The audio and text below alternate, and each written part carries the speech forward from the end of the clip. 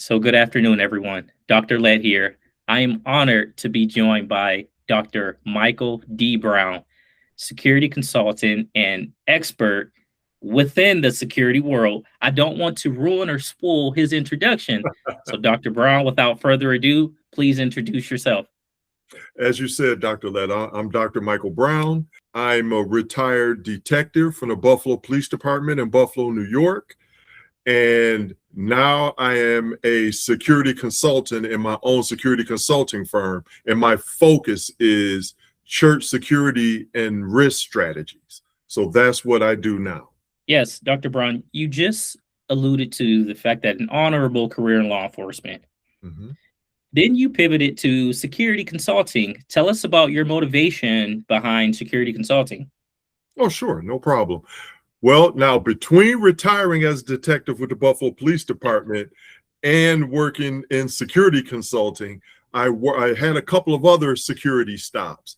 I worked as a branch manager for one of the largest security companies in the world at the time, Securitas, where I was over all of northern Alabama and eastern Mississippi.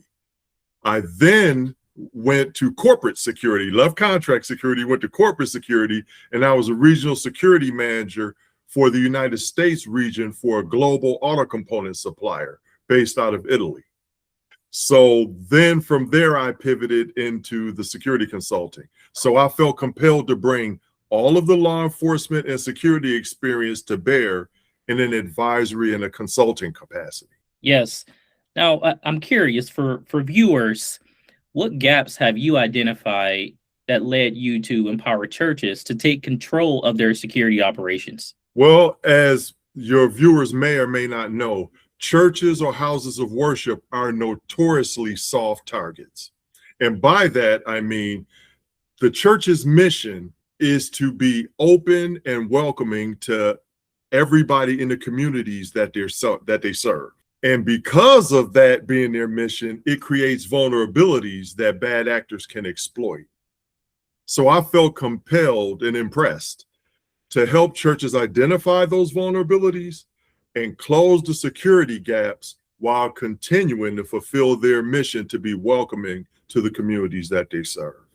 Churches can do this. They can remain welcoming while being more prepared. Now, a disclaimer, Dr. Brown and I coordinated and scheduled this interview prior to the tragic shooting that occurred at the mosque. I want to be very clear that Dr. Brown is doing amazing work. And Dr. Brown, I'll allow you to share your thoughts, but my heart condolences to all of the victims, everyone impacted by the mosque shooting.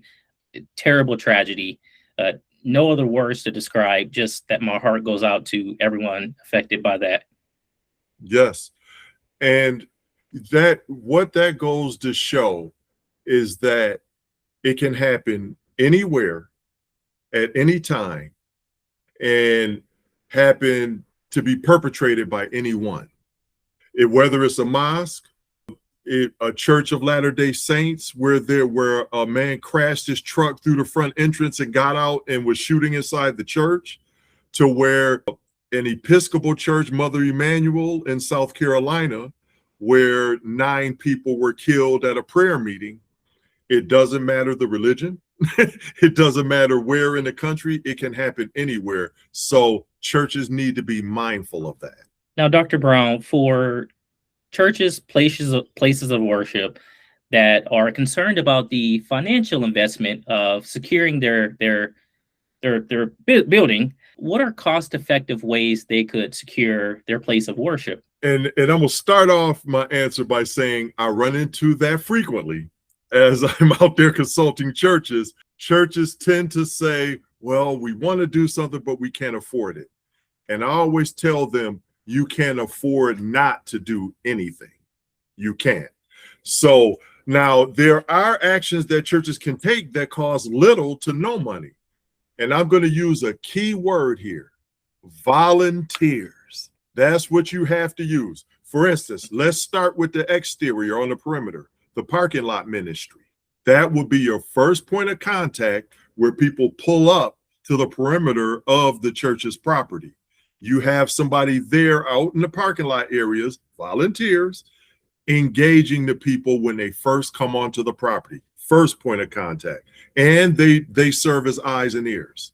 Second, when the people get to the door, volunteers again, greeters. Now here's your second point of contact of engagement, where again, eyes and ears. They can see as people approach whether this person is wearing a winter snorkel in the middle of July trying to come into the church. They may want to notify somebody that this person may deserve a second look.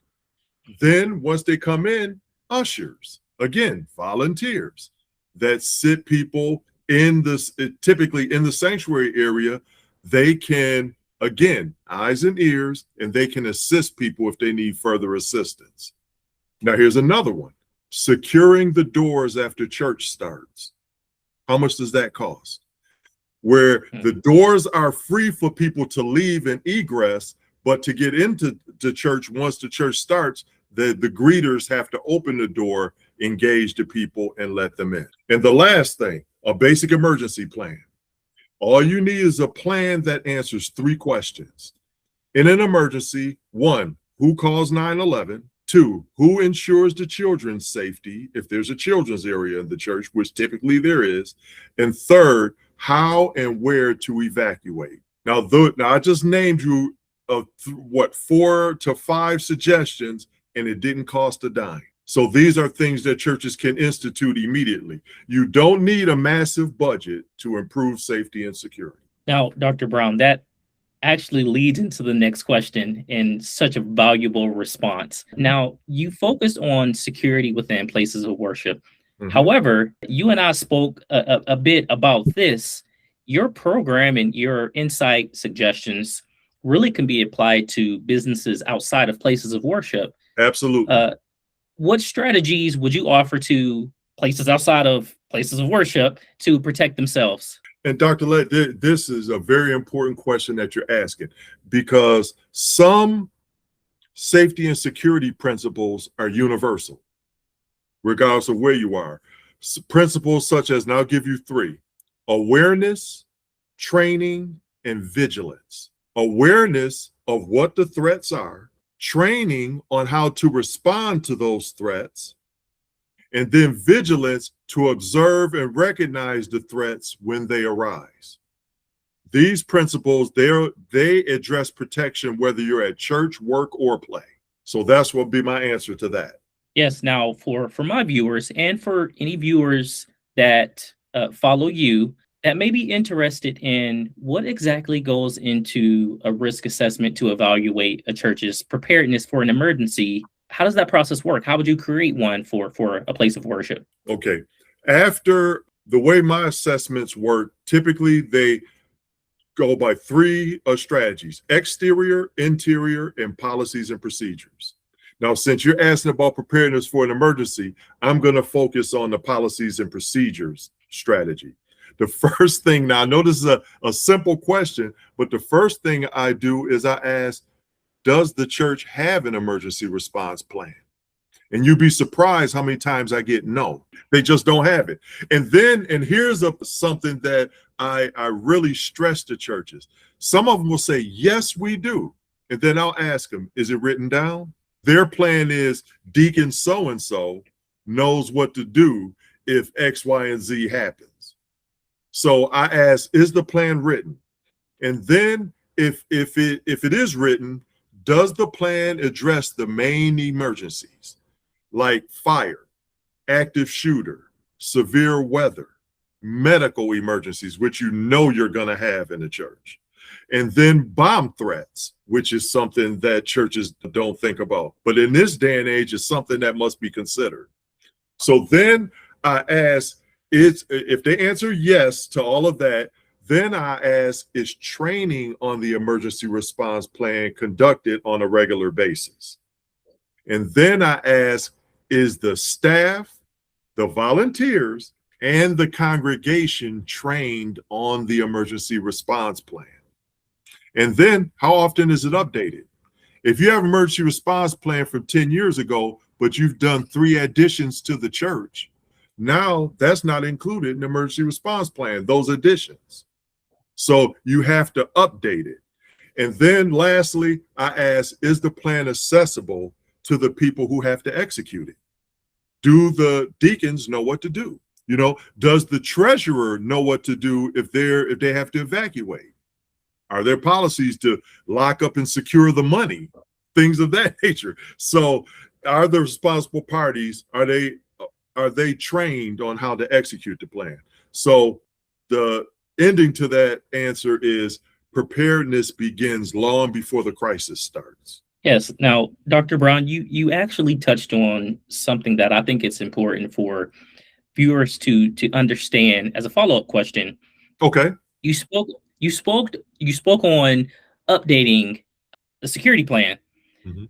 Now, as a law enforcement and security expert, this is something that I'm really going to lean on you to explain to everyone. Why is it important to update, constantly review security plans as threats may evolve? Say earlier in your law enforcement career, towards the end, and now, like threats of 10, 15, 20 years ago, threats of today. As you mentioned, places of worship may undergo renovations. Like, why is it important to update a security plan? Because, and you actually touched on it, Dr. Lett, in your question, threats evolve. So the emergency response plan has to evolve in kind. So you will continue to have the appropriate response to match the threat. Get case in point. Now, here is something a lot of churches don't think about is cybersecurity policy. Now, 15 years ago, we didn't have AI. Now we have AI.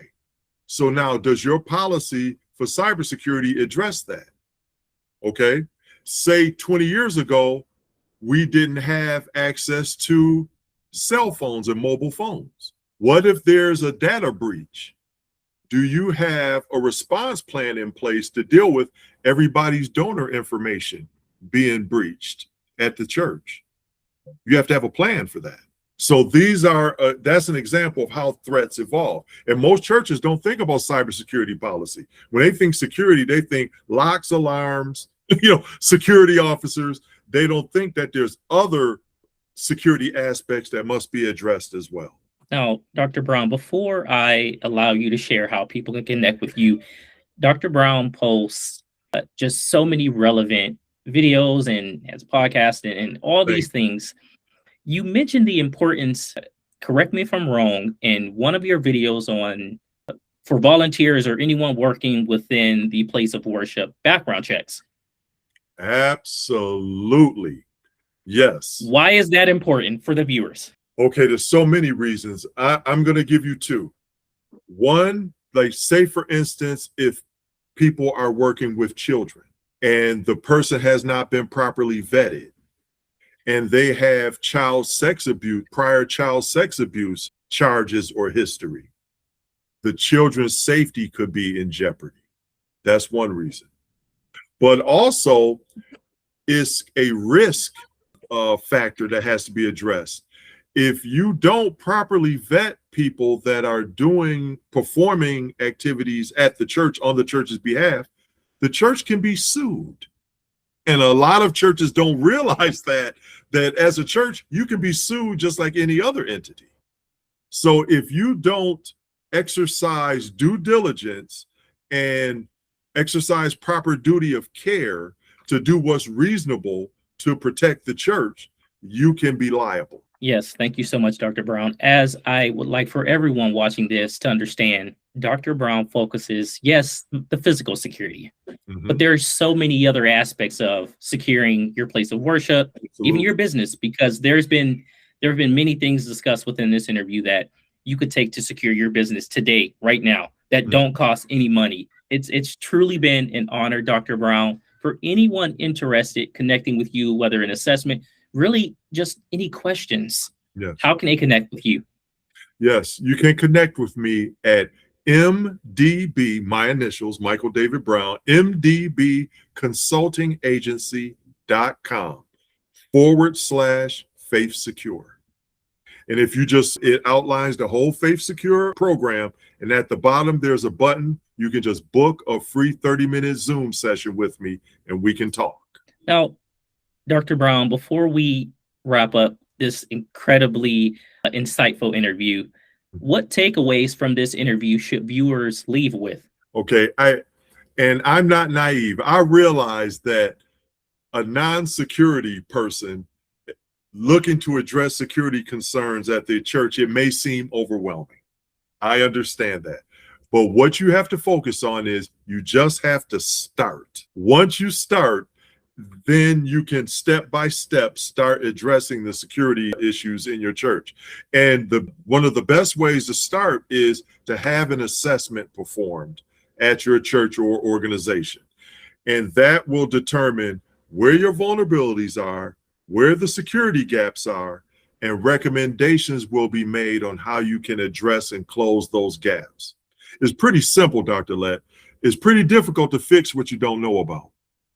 So an assessment lets you know what needs to be fixed. And this is one of the things that I try to address. One of my main thrusts of the Faith Secure podcast is to help church leaders think more proactively about preparedness and leadership as opposed to reactively. Because at the end of the day, we must be watchful, prayerful, and prepared. Yes. Dr. Michael D. Brown, it has truly been an honor. Yes. Thank you for taking the time to really provide so many insightful nuggets for viewers, securing places of worship, Yes. really just ensuring that they remain safe just in life. Yeah, I'm honored to be here, Dr. Lett. Thank you for inviting me. Yeah, so thank you, everyone. I will put Dr. Brown's information in the description. Please reach out if you have questions. We love to engage. Yes, indeed.